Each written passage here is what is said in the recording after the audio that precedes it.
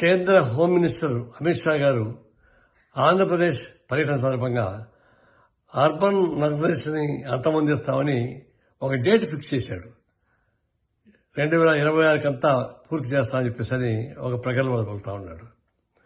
ఇది అర్బన్ నక్సలైట్స్నో లేదా నక్సలైట్స్నో అనిచేటువంటి అంశం కాకుండా మీరు మేనిఫెస్టో పెట్టేటువంటి అంశాలు మీరు అమలు చేయండి. ముందర బీజేపీ, ఎన్డీఏ మీరు ఇచ్చేటువంటి మేనిఫెస్టోలో ఉన్నటువంటి అనేక అంశాలని అమలు చేయండి.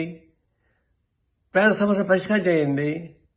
అటవీ సంపద మొత్తం కార్పొరేట్ కంపెనీకి అప్పగిస్తాం, గిరిజనులకి అప్పగిస్తామని చెప్పి గిరిజనులకు రైట్ ఇవ్వండి. వాళ్ళ బతుకుల సమస్య పరిష్కారం చేసుకోండి. అవేమి చేయకుండా మీరంతా మంట కల్పిస్తూ అటవీ సంపద మొత్తం కార్పొరేట్ కంపెనీస్కి అప్పగిస్తూ గిరిజనులను ఊచకోత కోస్తూ రక్షణ కల్పించకుండా చేసి పేదరికాన్ని నిర్మూలించకుండా చేయకపోగా కార్పొరేట్ కంపెనీ లాభాలు పెంచి పోషిస్తూ ఉన్నారు. అట్లీస్ట్ మీ మేనిఫెస్టోలో ఉన్నటువంటి సమస్యలు కూడా మీరు పరిష్కారం చేయకుండా ఉత్త ప్రకటనలు వెళ్తే ఏ లాభం? గట్టిని పైన మీరు నరికేయవచ్చు, కానీ మొదళ్ళు ఉంటాయి.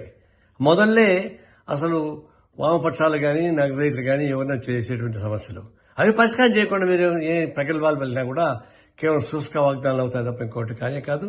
ఇదంతా బాగాడమనం తప్ప చేసి చేత కాదు.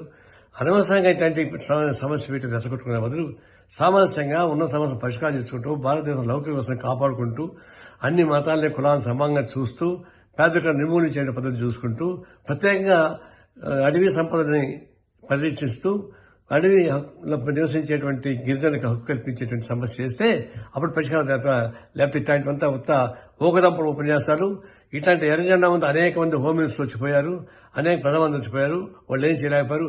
వీరు కూడా ఏమి చేయలేదని చెప్పేసి స్పష్టంగా చెప్పగలను.